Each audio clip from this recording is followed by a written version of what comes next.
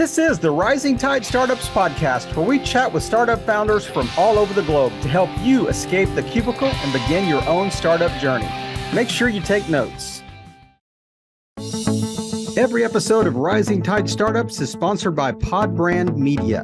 Let Podbrand create and host your company branded podcast. Learn more at podbrandmedia.com. This is Kevin Pruitt with another episode of Rising Tide Startups, and this is a first in over almost 6 years of podcasting. I've never had a three-time guest. The first of three-time guest we've had on here, and I once described this guy as the nicest guy on the internet. And you know what? That was a few years ago, and it hasn't changed. I've met a lot of people on the internet, and it still hasn't changed. But and we want to welcome Jaime Jay to the podcast again. Jaime, thanks again for joining us. Oh my gosh, thank you so much, Kevin. This is so cool. Third time. Wow. What an honor and a privilege. You've really taken this thing to another level. It's fantastic. It's nice to see you stick with it. It's cool to see kind of the trajectory and everything and how much it's influenced your life. Well, there is no doubt. And just the network that's been built over, more than 300 podcasts, more than 300 guests, and in 30 different countries, 30 plus countries. So, I was looking back at the dates, and it's like February of 2019 was the first time you were on here. You were here August of 2022, and now March of 2024. But that's probably going to go live in April. But it's amazing. Like every couple of years, I got to have a Jaime Jay fix. So, Jaime, just so cool. For those that are just listening for the first time, give them a little bit of bio, a little bit of background. Well, like you, I'm a very, very proud grandpa, and congratulations. Thank you. I'm a U.S. Army veteran, paratrooper, jumped out of perfectly good airplanes, and spent my time in corporate America for about 12 years, figured 11 years. It took me 11 years to figure out that I didn't want to work in corporate America. And then kind of started, I've always kind of done my own thing. My brother and I started selling lemonade when we were real young to the golfers, Yep. and then we dove in and got golf balls, and we sold golf balls, and it was the ones with little hacks on them we'd sold for 25, and the ones that were really nice we'd sell for like 50 or 75 cents. And we had an investor, my mom, who really believed in us, and we thrived, and we just always done stuff like that. And I was part of a mastermind group many years ago. When we first met, I think I was in that mastermind. And they said, well, how are you getting all this good, support? And I said, I source from the Philippines or find them in the Philippines. They go, well, can I get one? I'm like, sure. And they said, you need to turn that into a business. And my friend said that he said that I was the bottleneck in my business. And I thought, what a great name. Let's call this Bottleneck Virtual Assistants. And then, so it's just kind of transitioned. COVID hit, and we really had to reimagine who we were and come up with some kind of a radically different point of view or something that we had to do.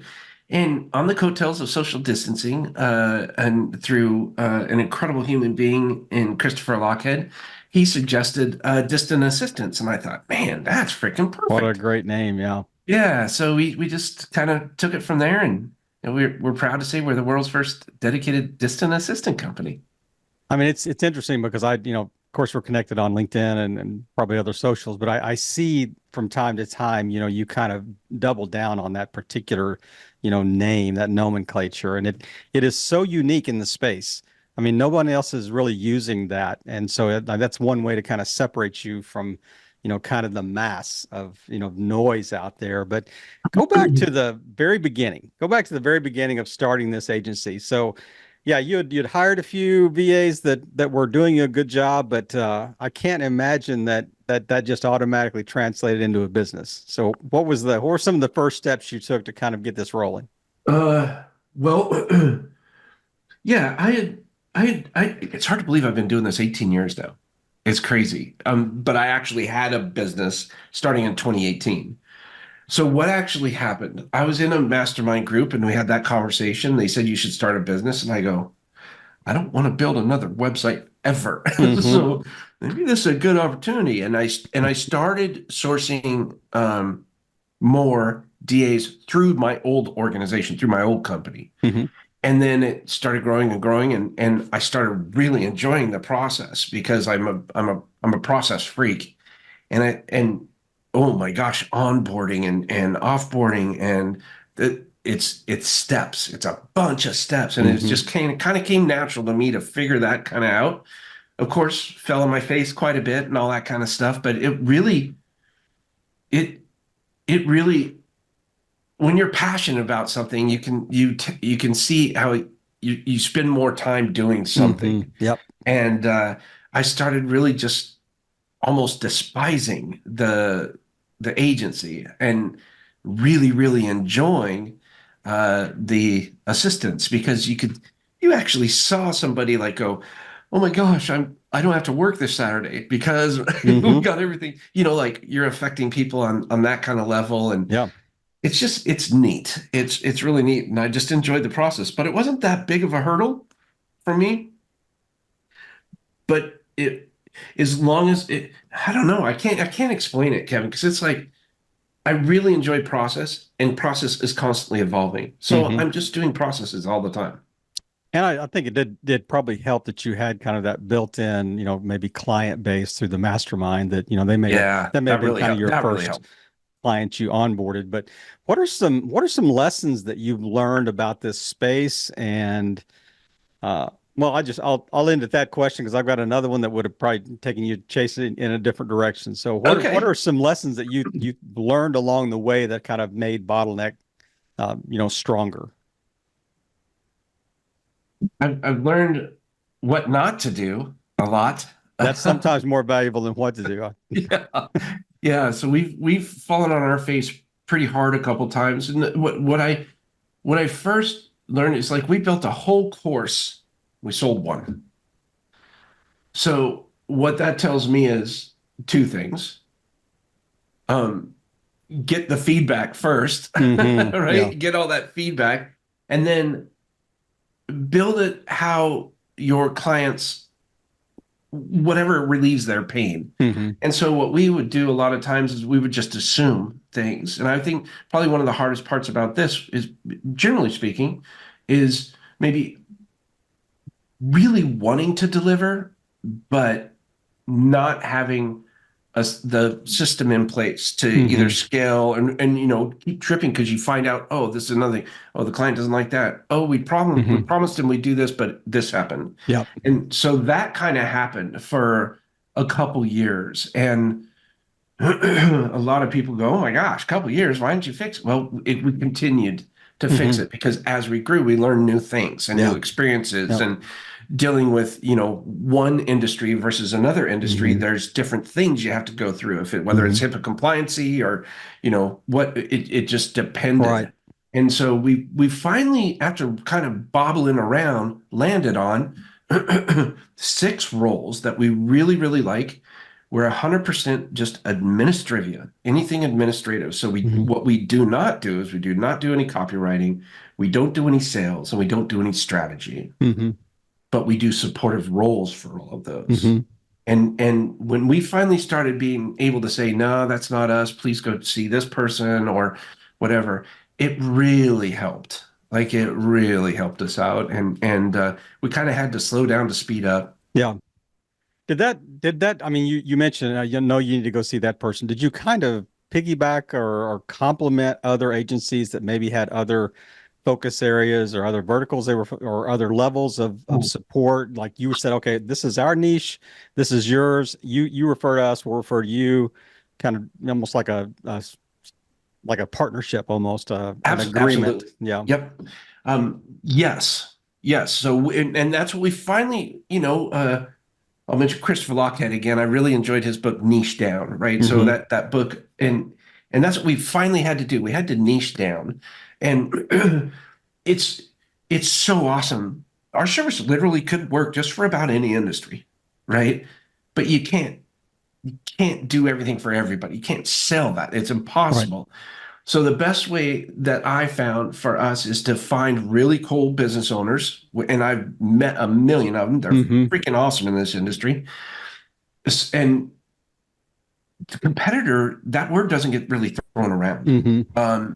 You'll never hear us say, "Oh, we're better than them," or "We're better than that." We'll say we're extremely different. Yep. You know, Yep. but we are probably go to Upwork if you're looking for a project that you want to get done. They've got great platform, great resources. Heck, I talked to Tim Sanders before. Like, I think he's a CMO or CFO or something, and he's just a nice fella. I mean, they did what, $7 billion last year or something Yep. like crazy like that. But I still said, what can I do to support you? What are you trying to do? And he did the same thing, and it's pretty consistent. Now, there's a difference between what a traditional virtual assistant will do and a distant assistant. But if someone's looking for someone to come in at an executive level to support the executive level, they're looking for, in my opinion, a pretty long time engagement. They don't want to just hire somebody for 5 or 6 months. I mean, we had one person just celebrate almost 10 years with us. That's amazing. And it is really cool. Now, if you're looking for that kind of person that really wants to get into that culture and study, we've had one person from South Africa, our client flew them to Florida for training for 2 weeks after he had been on board with them for a while, right? If you want that kind of thing, we're really good at sourcing and providing talent that understands workflow management and delegation management. And, these are people with degrees and stuff like that. Now that's one route you can go, but you may also need, I don't know, somebody from Fiverr, or you need somebody speaking Spanish and English, so it just depends on what you want to do and where you want to go. And I would say that's probably, it's kind of neat industry that way. One thing that has always struck me as interesting in this particular industry is, how do you avoid just becoming Match.com? How do you avoid the idea that okay, I'm gonna pair a really good VA or a really good distant assistant with a company that needs that service, and then they're going to get along so well that somehow I'm not needed in the equation anymore. So is that by contract? How do you safeguard against that, or do you? So much in the same way that I don't want to trademark distant assistant, I want people to say, "Oh my gosh, have you heard what a distant assistant does?" I want that. I want other companies to say ABC Distant Assistant Company, right? Like, I really want them to do that because it means something different, and words matter. Yeah. Well, much in the same way, like I just had a conversation with a prospect today, and he mentioned, I told him the rates, and we are one of the few, if the only, I don't know if anybody else really does full-blown 100% subscription-based service. Like, we have a full-blown service. We don't have any AR. It's prepaid for a month, and then it just automatically goes. We have a memorandum of understanding that people can go through to learn all the specifics, but there's nothing to sign. There's no contract. So if you work with us and you're there a month or a month and a half, and you just paid your second month and say, I'm done, this isn't working out for me, you usually find out within the first 2 weeks anyways. Yeah. But if it's not working out for you, we'll even refund the balance of that month back to you. And the last thing we want to do is hold anybody into a contract. Me personally, I don't believe contract. I'm a handshake type of dude. But at the same time, I understand the importance of understanding what is expected and all the rules and all that stuff. That's why we have a memorandum of understanding. But at the same time, if somebody's never hired an assistant before or never worked with us before, and they get into this and they don't want to be here, I don't want to be responsible for having this person be unhappy for a year or 6 months with us and forcing them into, this is such a litigious society. I'd just rather say, you know what? I hear you. Thank you. Thanks for giving us a shot. So I think that's wise. Just the whole idea that, if you don't want to be here, then we're not going to get along anyway. So, I mean, it's not, it's just, let's shake hands and part our ways and bless each other on the journey. But just the whole idea of I really like that idea though, of kind of say, okay, here, it's like there's somewhat of a monthly deposit to kind of get the ball rolling, almost like a setup fee type thing, but and then just go on a rotating basis. But that I think that would be good for the distant assistants as well. That says, hey, we've got a good track record of clients staying with us because of the way we treat them and the way we train you, and or bring in the best distant assistants you can find out there, really vet Yeah. them well. So I have a feeling that that's also a learning process that you went through, was Oh, how to massive. onboard and train well. Yeah, massive. Um, And to answer the rest of your question, we're not afraid. We never had a buyout thing until a couple of years back, and someone made an inquiry about wanting to do that, so we had to get on the fly. But you know what? If they're going to do that, they're going to do that, yeah. right? So I just put it out there. So we come up with a rate now, to buy out. This person wants to take this person, they can take this person. Yeah. They can just be unethical and they can do it, Sure. right? And just go straight Yeah. to them and, hey, and then, that assistant would say, oh, I got to quit, or, my grandma got sick or Hmm. whatever. And I'm sure that happens sometimes, but hopefully most of the people that we're dealing with, they're good people. Hmm. And because we want to make sure, I tell you right now, if if I find out someone's yelling or getting down on one of our assistants, and they don't deserve that, Yep. berating them or any of that, I will have no problem calling that client, sending them their money back and saying, you're no longer a client of Yeah. ours. Yeah. And that's hard to do because Hmm. we worked very hard for every single Hmm. client here, right? We Hmm. just, you Yep. know, but at the same time, we got to be respectful of that. And if they do, they do. So now we Hmm. have a buyout program, right? Yeah. And you know, some people, they just love them so much they want to make them part of the family. Where the agency part comes in, is really big on the front end, right? Hmm. Because we do all Yeah. the research and vetting and all that kind of stuff.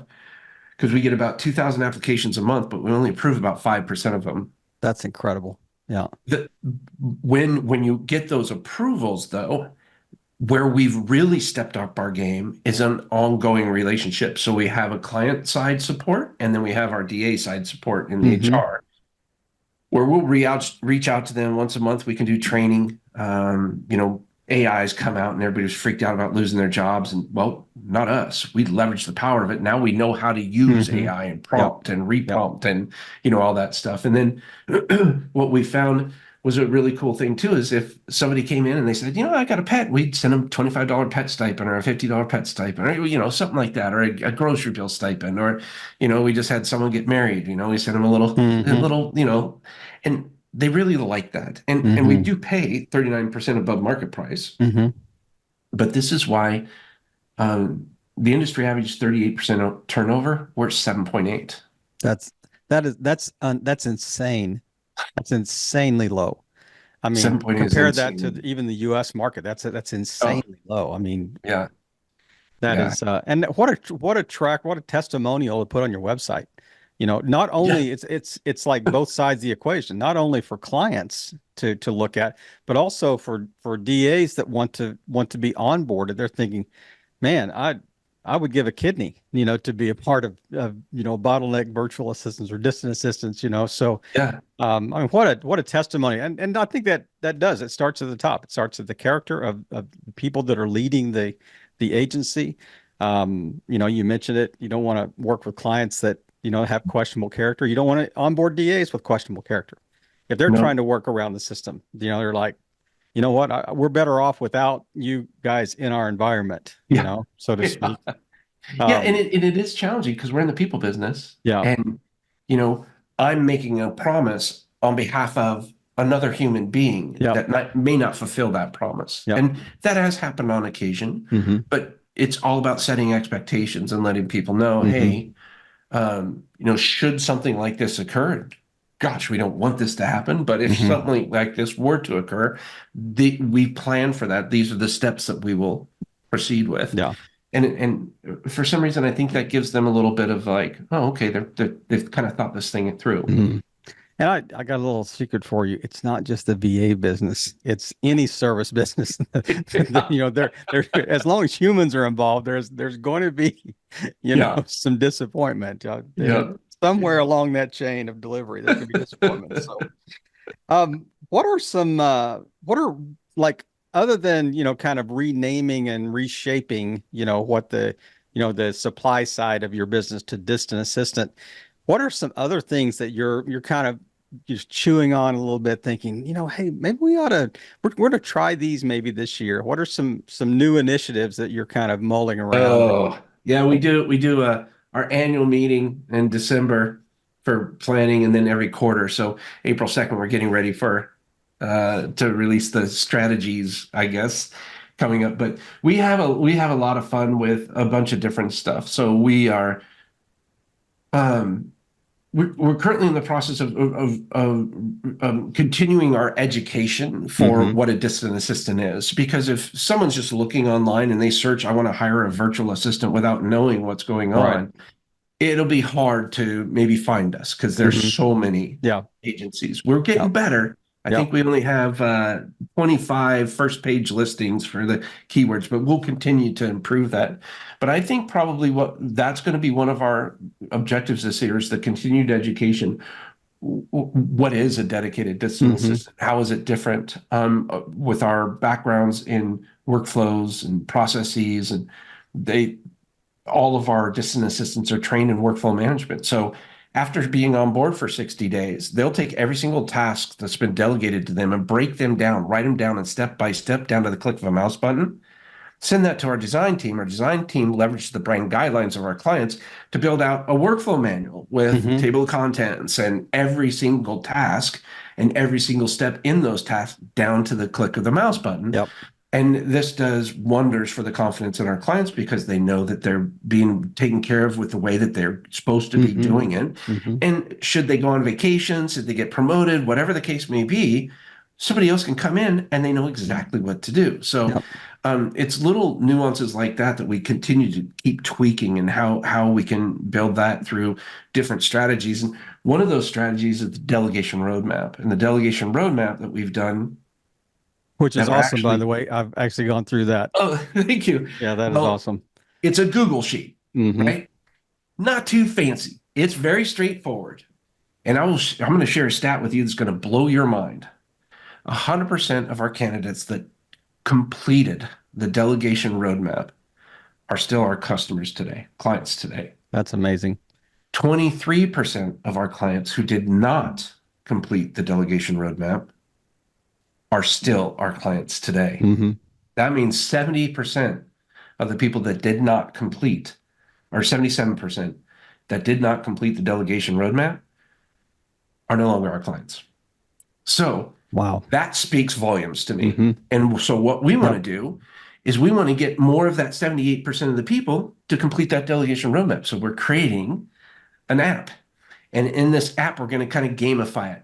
And instead of you having to go in there and write down every single skill or task that you're doing that you don't have to do and doesn't bring you energy, we're going to proactively suggest different ideas and concepts leveraging the power of AI. And the goal is once they answer these questions and they say, yes, I'm done, it's going to output to them a job role with responsibilities in that job role. And of course, the documented, the jobs and the roles and the responsibilities. They'll be able to see all of that in a dashboard. But here's the cool part. So we took about 6 months, 4 months switching over from Basecamp to ClickUp, Mm-hmm. right? A task management system. Yep. And I was like, man, that was a long time. We're still tweaking things a little bit, Mm-hmm. like, Yeah. oh, bless. You may be for the next couple of years. Yeah. And I thought, what if this was possible? Oh my gosh, this is going to go out to so many people. They're going to steal this idea. Please don't steal this idea yet. It's a good one. So what we're going to do is we're going to take the data from that job role and responsibilities. And if they want to, right, subscription, purchase this task software, task management software. they'll say yes. It'll ask a question. Have you done this and this? And what it'll do is it extract all of that data. And it took us 4 months to switch everything over and all the tasks and who's all that stuff, users, new workflows, right? Everything. Yep. It will set up every single task, all the subtasks for each of the responsibilities, including a 60-day to workflow manual training and documentation process in less than 5 minutes. That's crazy. Isn't that nuts? That is nuts. That is nuts. But there's a lot of work on the front end, to get it ready. It just didn't happen overnight. It really did. But if you could, but that's one of the things we want to work on this year. But could you imagine, you're just, instead of thinking, oh, what do I do? What do I do? It's going to suggest, are you overwhelmed? What kind of things are you overwhelmed about? And it'll be very conversational. And we have a little bottleneck Bob who's going to be talking along. And, we're just so excited. Bob. I love it. Does he look like a hockey player? And there's got to be some hockey motif somewhere in this app, or it's not, or you didn't design it. So, I mean, somewhere along the lines, there's got to be a hockey player in there. But he knocks a little puck in the net every time that you hit on the right one. So. Oh man. Well, Jamie, we're going to take just a moment and just hear from our sponsors. But when we come back, we're going to tie a bow in this and just really drill down on the final stages of the chat. At Navicus, we know you spend far too much time on administrative tasks. Let us take those off your plate so you can focus on the highest value activities in your business. We have highly trained, highly vetted specialists ready to take on those administrative responsibilities at an affordable and effective rate. Check us out at navicus.com, proud sponsor of Rising Tide Startups podcast. We are back. Once again, Jaime Jay, our first 3-time guest on Rising Tide Startups. Man, it is. And I could not pick a nicer guy. I couldn't pick a better guest to come on for the 3rd time. But Jamie, we've talked about so many things. Let's just wrap up. Really, speak to a small business owner that might be listening that might be a little bit on the fence, or maybe just thinking, what exactly is a virtual assistant and why do I need one? Give them the elevator pitch for the industry. Yeah, thank you for allowing me to share this, because I think it's really important. But it's almost before. Some people are ready. They're ready to hire somebody and they've done their research. Some people think they're ready, but haven't necessarily done the research. And so one of the things that I would encourage anybody is, and you probably know the answer to this, when is the best time to plant a tree? Well, the Chinese proverb says yesterday, right? Yeah, 20 years ago, yesterday. 20 years ago. When's the second best time? Today. Today. So what I would highly encourage anybody to do, whether or not they even have this on the horizon, but if you start a business,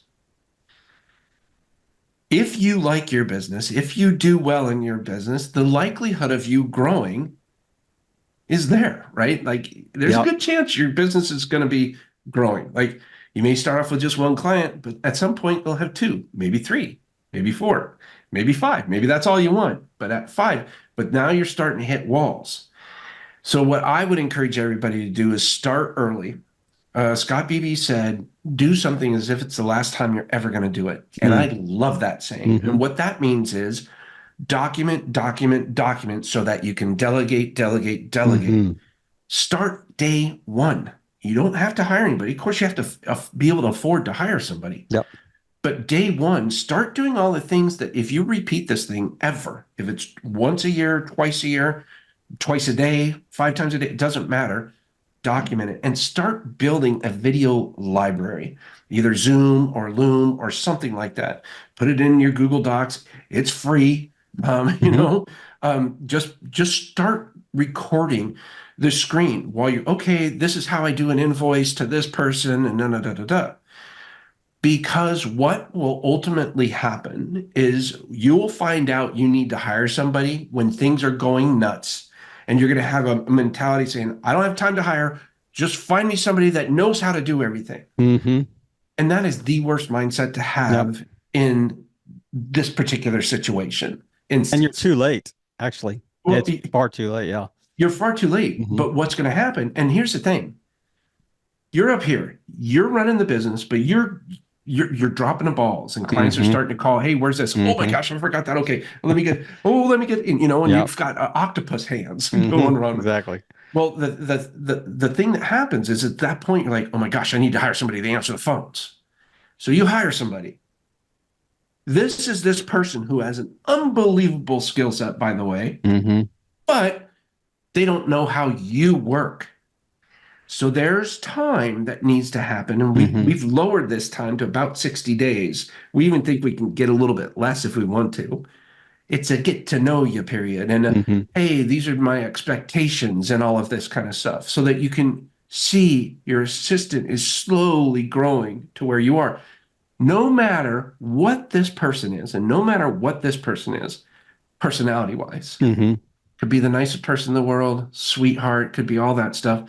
There's going to come a point in time where they'll do something that frustrates one another, or one person, or potentially butting heads. When I say butting heads, it's not fighting, but they're like, how do you not know that? Yeah. You know, and they may not say anything to them, but they may call me and say, okay, so here's the situation, you know?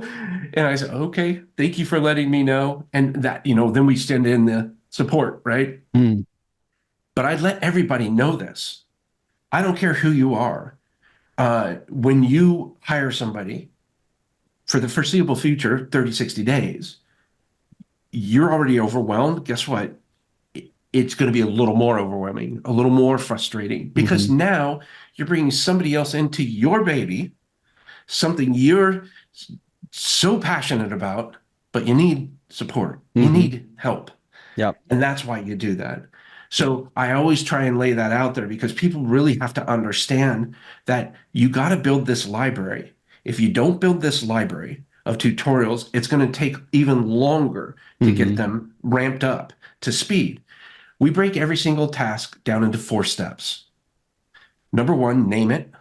Number 2, confirm it. So if you were to give me instructions, Kevin, you said, okay, Jamie, I want you to do this. I'd say, okay, Kevin, I heard you say you want me to do this, this, and this. And you say, oh, but don't forget that. I'm like, oof, that's so small. But if you do experience that 3, 6, 9 months down the road, that little leak is going to get bigger and bigger and bigger.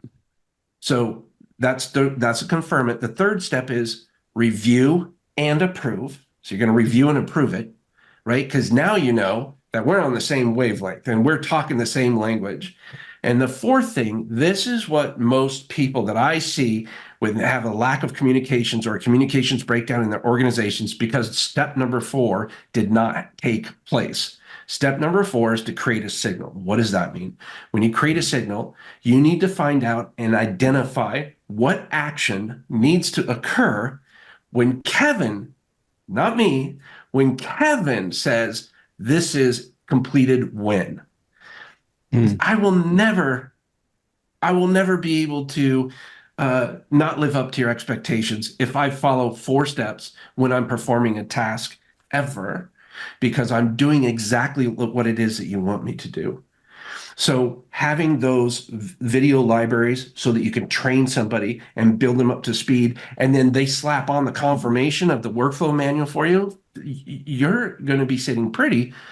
Rest assured, getting from 0 to 60 is you're gonna have some hurdles to go over. And I just want people to understand that, because it's something that people don't really think of. There's like, oh gosh, we're finally going to be taken care of. Oh my God, I can kick my feet up. No, not yet. not yet. It's coming. Not yet. Man, what a way to wrap us up today. Just kind of walking us through your process and of how to ensure quality delivery of the promise, and and also to put your VA, your DA in the best possible position to succeed. So it is a 2-sided marketplace that you're working with. So Jamie, man, it's always a pleasure to talk to you, brother. Thank you for just taking time today. Man, I could just sit there. I forget we're recording when we're talking, so it's just like 2 dudes chatting on over a cup of coffee here. But man, it is always a pleasure, and you are so generous. What can I do for you? You can just just speak to our audience to close us out today. Oh, well, I whatever I can do for you, it's amazing. You know, one thing I will say is you're like a full-blown professional now. Like everything's put together. Like it's not that it wasn't before, but it just seems like there's a difference. It's not an effort for you. Like you just kind of got it. There is, and I think that, you know, maybe we went through the 4 steps that you mentioned of getting to this point, but man, you always deliver when we have a chat. So thank you again just for time you shared today, and just once again for playing your part in helping all boats rise in a rising tide. Jaime, have a great weekend, brother. You too. Thank you. I hope you heard some great takeaways from our guests today. Make sure you reach out to them, and thank you again for playing your part in helping all boats rise in a rising tide.